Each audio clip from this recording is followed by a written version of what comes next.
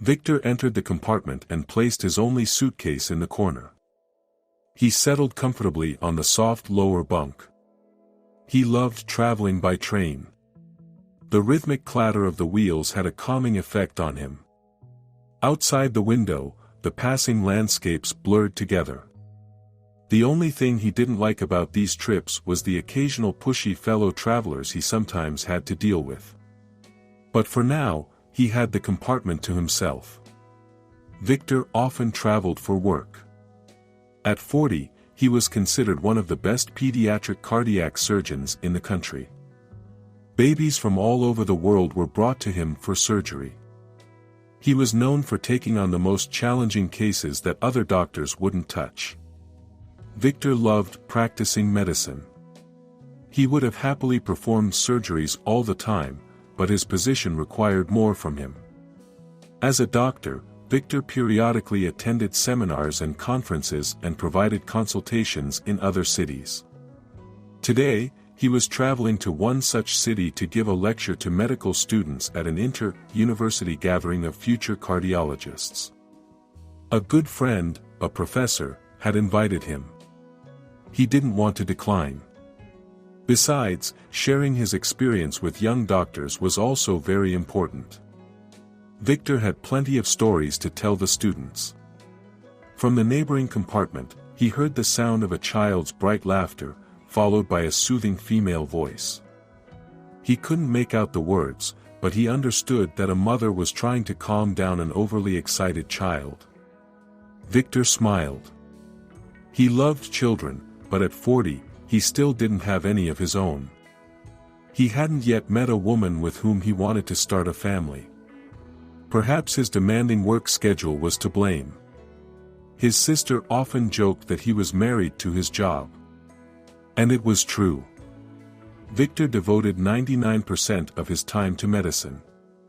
Of course, being a successful surgeon made him a desirable catch in the eyes of many women. Victor was used to receiving attention from women. He had brief romances, but none of his partners had managed to captivate him for long. They all felt somewhat foreign to him. Perhaps he was one of those people who didn't need a family in the first place. It hadn't always been that way. During his student years, Victor had experienced a great love that he remembered every day. Actually, it wasn't just a memory. Thoughts of Lolita never left his mind and coexisted with all his other thoughts. They had met by chance in a supermarket queue.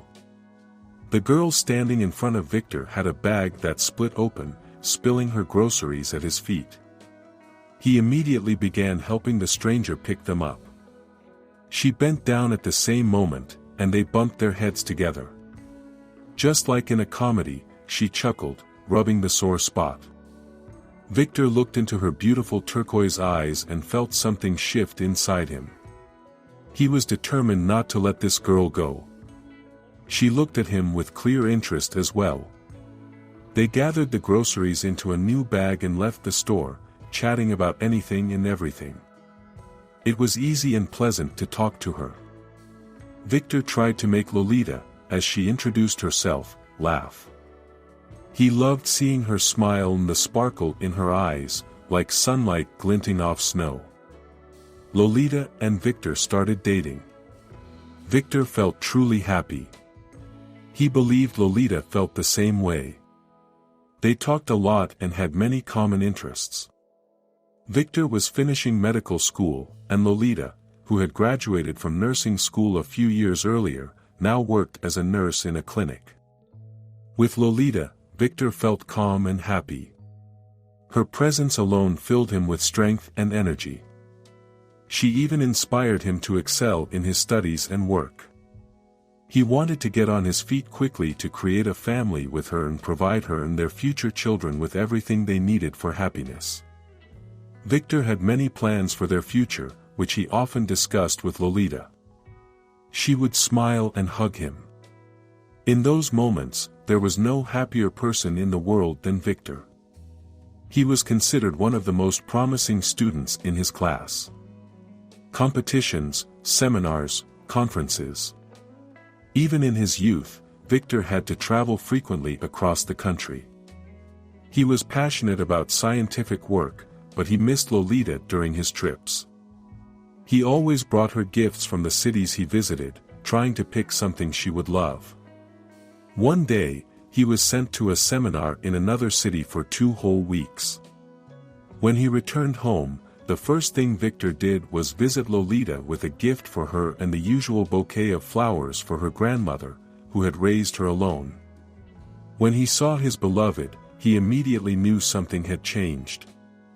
She looked pale and anxious, spoke coldly, behaved distant, didn't hug him, and when he tried to hug her, she firmly pushed him away. "Let's go outside," she said, indicating with her eyes toward her grandmother's room. Victor understood that Lolita wanted to talk privately. They went to the park where they loved to walk on warm summer evenings. It was always quiet and peaceful there. "We need to break up," Lolita said without any preamble. "What?" Victor couldn't believe his ears. When he left for another city, everything seemed fine, at least to him. Yes, he had been away for 2 weeks, this trip lasting longer than usual, but what could have happened in that time for Lolita, the closest and dearest person on earth, to say such things now? "We're too different. You have your studies, a bright future, a career, wealthy parents. I'm just a simple nurse, raised without a mom and dad. And I need something different in life, as do you. What different thing do you need? I'll make our life whatever you want. Just tell me what you want." "You wouldn't understand." Lolita lowered her eyes and, looking at the tips of her sneakers, added, "Victor, we need to break up. I'm not alone anymore." "So quickly?" Victor gasped, overwhelmed with emotions. He didn't recognize his Lolita, his beloved and loving, so caring, attentive, kind, and sweet. She couldn't have just started a romance with someone else while he was out of town. It was impossible. "Don't take it so hard," Lolita advised. She was still staring at her shoes. Perhaps she felt awkward looking into the eyes of the young man she had treated so unfairly. "We're young, everyone around us is getting together and breaking up. It's normal." "I thought we were different," Victor replied wearily. He suddenly felt empty and very tired. "You're the one who's different, a successful medical student, a future medical luminary, and I'm just ordinary." With that, Lolita turned and headed home. Victor watched her receding figure for a while. Then he rushed after her, begging her to come back, shouting that he would forgive everything, trying to explain what she meant to him, but it was as if an invisible wall separated them, a wall he couldn't break through. Victor tried to win Lolita back, waiting for her outside her building and near the clinic where she worked, often calling her, sending flowers, and even writing a love confession on the wall of a transformer box like a teenage boy. Lolita's room window faced that side, but she remained unyielding and cold. Gradually, work and studies absorbed Victor, and he gave up. What was the point of banging his head against an unyielding wall? It was better to channel his energy and strength into something that could benefit others. Victor enrolled in an internship at a pediatric cardiac department. Now, he constantly saw sick children and their exhausted mothers with anxious eyes, filled with hope. He understood that he was capable of saving them, of making these people's lives happier and more carefree. He directed all his resources toward this. And now, Victor is a successful cardiac surgeon. He became the medical luminary that Lolita had once predicted. He has saved hundreds of lives. In the operating room, he feels in his element. Work gives him strength and inspiration, and the joy of seeing young patients return to normal life after surgery is incomparable. Lolita had intentionally torn the bag so that all the groceries would spill out. As she hoped, the handsome young man immediately rushed to help her. She had noticed him as soon as she entered the store. Determined eyes, confident movements, a slightly thoughtful expression. His appearance wasn't particularly remarkable, but something about him immediately caught her attention. She had never felt this way before. Lolita didn't fully understand herself yet, but she knew one thing for sure. She couldn't miss the chance to meet this person. She was drawn to him like a magnet. He wasn't paying attention to what was happening around him, choosing groceries and clearly deep in thought. The trick with the torn bag worked, and perhaps some yet undiscovered law of attraction was at play, where strong thoughts and desires materialize. But Lolita was pleased to see genuine interest in the young man's eyes. Women always know when a man is attracted to them. And Lolita saw that Victor clearly liked her. Soon, he took the initiative himself and tried to impress the girl from the queue. They started dating. Lolita liked everything about him. His sharp mind, his dedication to a noble profession, his sense of humor. Victor gave her warmth, love, and care, which made her feel happy and protected. It was a wonderful and unfamiliar feeling. Since the age of 3, Lolita had been raised by her grandmother. She didn't have a father. Or rather, he existed somewhere, but Lolita had never seen him. As she suspected, her mother also knew little about this man. Eventually, it was just Lolita and her grandmother. Her mother was always trying to arrange her personal life. And one day, she succeeded. She received a marriage proposal from a man in Italy, with whom she had been communicating online for several months. The woman eagerly left her gray reality for a warm southern fairy tale. But it turned out that the foreigner wasn't wealthy. In Italy, Lolita's mother faced the same domestic and financial difficulties. Especially since the young family soon had several children. The woman didn't help her daughter financially and never took her to Italy. She rarely visited, once every 3 or 4 years. She brought clothes as a gift, which rarely fit Lolita. Their communication was limited to that. The granddaughter and grandmother survived on the meager means of the old woman. It was tough. Then Lolita finished vocational school and became a nurse. She chose this profession because of her grandmother, wanting to administer her injections herself, so she wouldn't have to walk to the distant clinic on her frail legs. And then Victor appeared in the girl's life. Lolita understood what real happiness was. He became her whole world. The girl was proud of her beloved and sincerely admired his successes. And there were many of them. Victor often spoke about their future. He promised that they would definitely start a strong family. But now his studies came first. He couldn't earn good money yet. He didn't want to rely on his parents or, even worse, his wife. He needed to wait a little. Once he finishes his internship, he'll immediately be accepted into a private cardiology clinic. They've already invited him after he graduates. The salaries there are very good. And they'll even provide housing. They have a building for staff.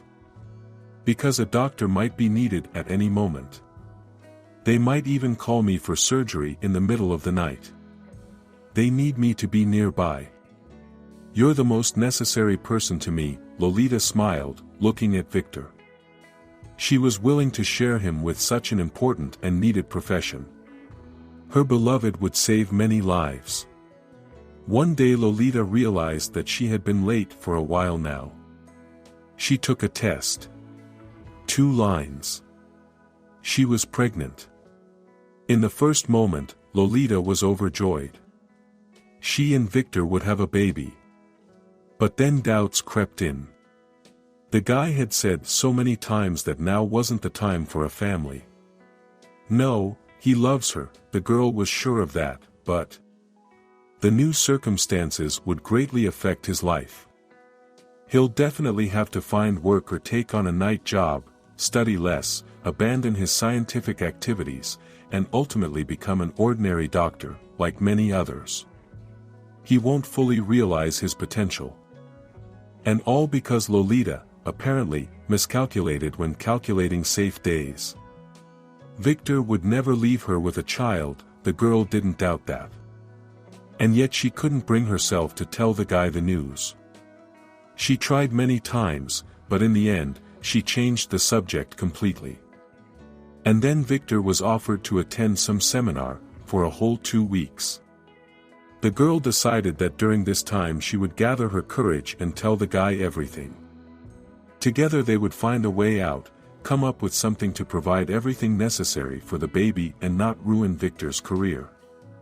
But when Victor left, a tragedy occurred. Lolita was returning home from work. It was evening. The rain was drizzling. As always, the girl was crossing the road at the pedestrian crossing. Suddenly, out of nowhere, that black car emerged. Lolita noticed it too late. The car's headlights were off. For some reason, the driver didn't think to brake at the pedestrian crossing. Lolita had almost reached the sidewalk.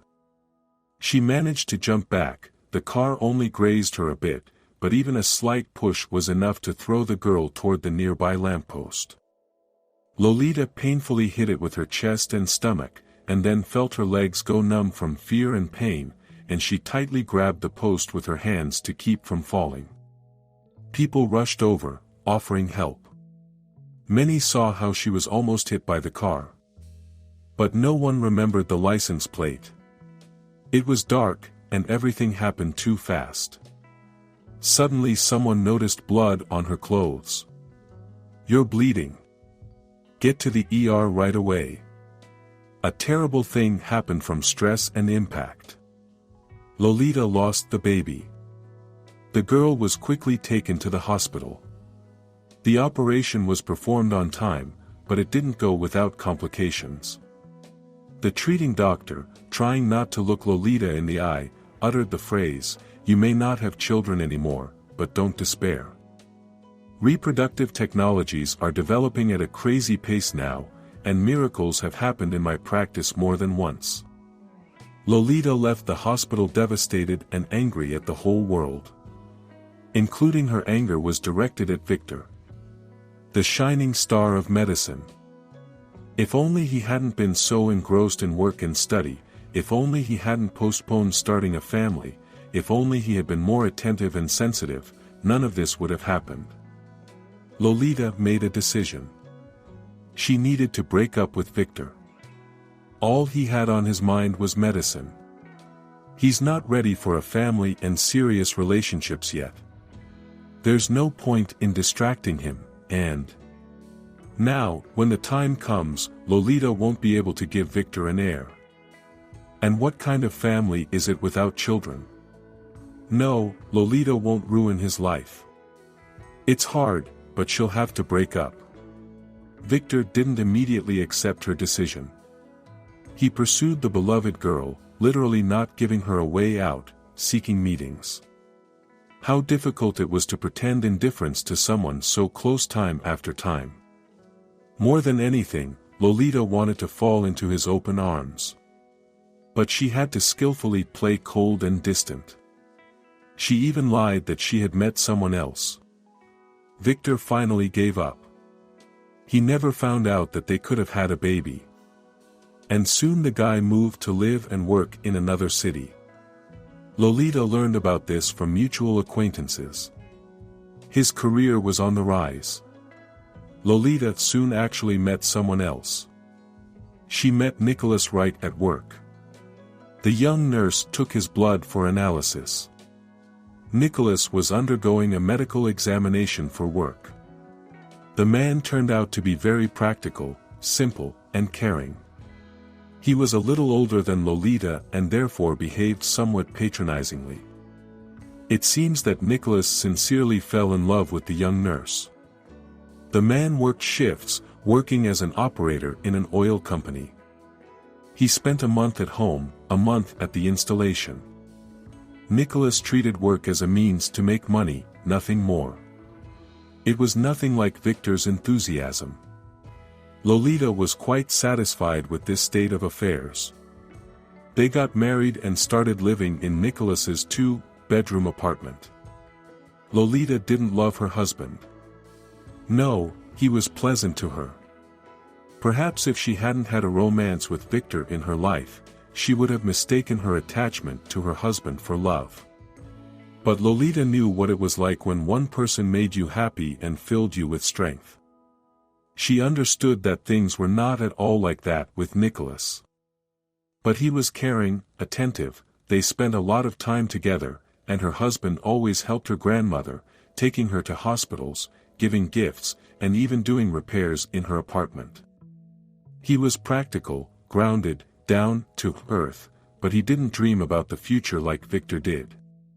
Everything was going as usual. Only the child in the family still didn't appear. Lolita, of course, knew about her diagnosis, but still hoped for a miracle. She thought that the baby would make her happier. She would finally have a close, dear little person. Nicholas wasn't worried about the baby. "We're doing just fine as we are," he reassured Lolita. He had nothing to worry about. Nicholas had 2 daughters from his first marriage. He loved them tenderly and always tried to spend time with the children. But one day, a miracle did happen. Lolita realized that she was pregnant again. She guessed it even before taking the test. She felt warmth inside, just like the first time. When the ultrasound said it would be a healthy boy, Nicholas's joy knew no bounds. As a father of 2 daughters, he dreamed of a son. Lolita didn't care, as long as she could carry him, as long as she didn't lose him again. The birth didn't go well, the baby almost choked. Why isn't he crying? What's happening? Lolita tried to get answers, lying on the couch in the delivery room.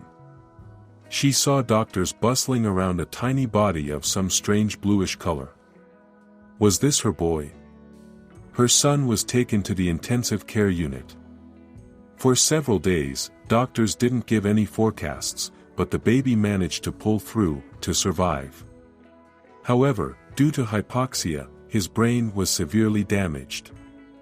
Lolita was warned that the child would never be healthy.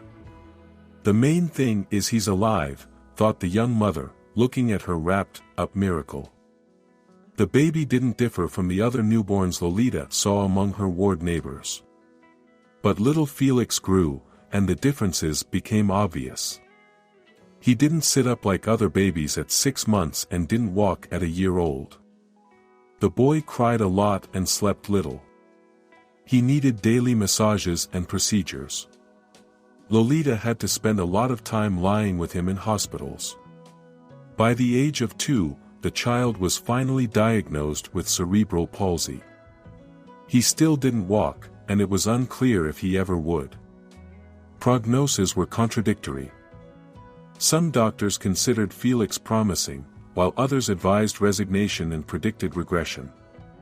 Nicholas couldn't bear such a life. He left the family. True, he helped with money and left an apartment for the child. But the son needed not only money. Any child, especially an unhealthy one, needs attention and involvement from both parents. But Nicholas found it too painful to look at his son. In his dreams, his son went fishing with him and earned medals at soccer matches, but in reality, the boy, at 4 years old, barely learned to walk with a special device. Nicholas couldn't handle it. Lolita didn't despair. Now all her time and energy were devoted to her son. And there were results. Felix made small achievements. For him, any new physical skill was a brilliant victory. And now Lolita was taking Felix for his annual rehabilitation in another city. The woman looked out the window at the passing villages, fields, and forests. Her son fidgeted nearby. He was already 7. Once, she dreamed that by this age they would cope with all the boy's diagnoses. And he, like all ordinary children, would go to 1st grade.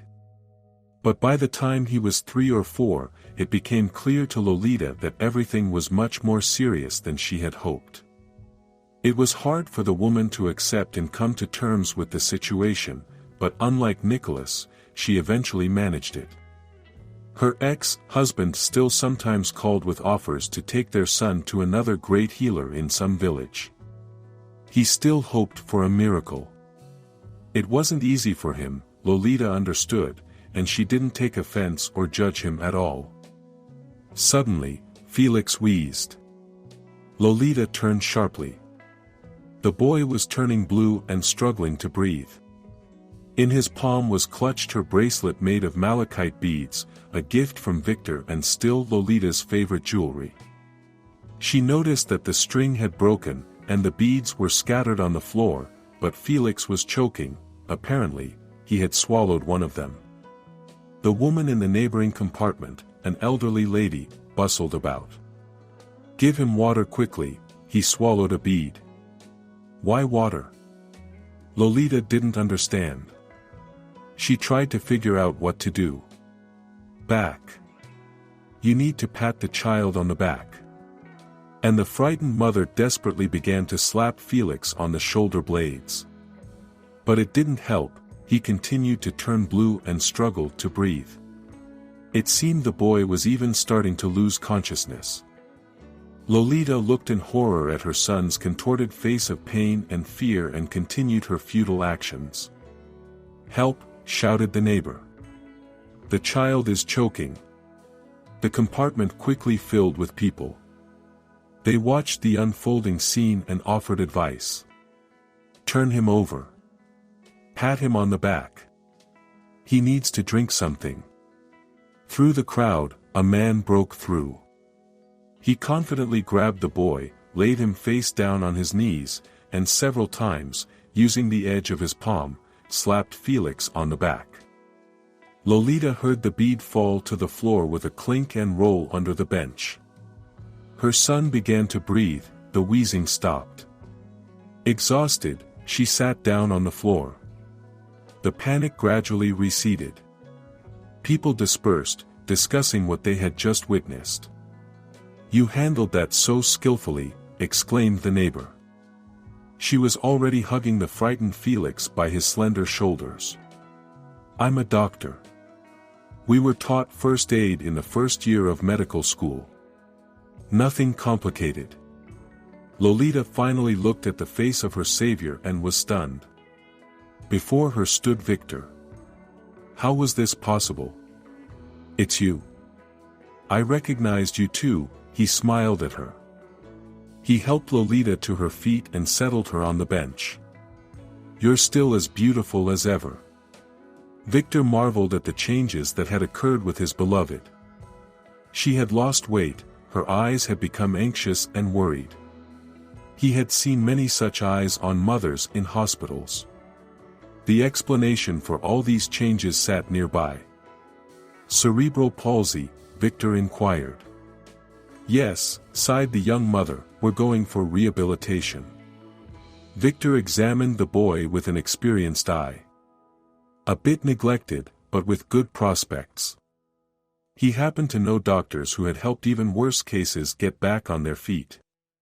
And suddenly Victor caught himself thinking that he didn't want to let Lolita and her child out of his life.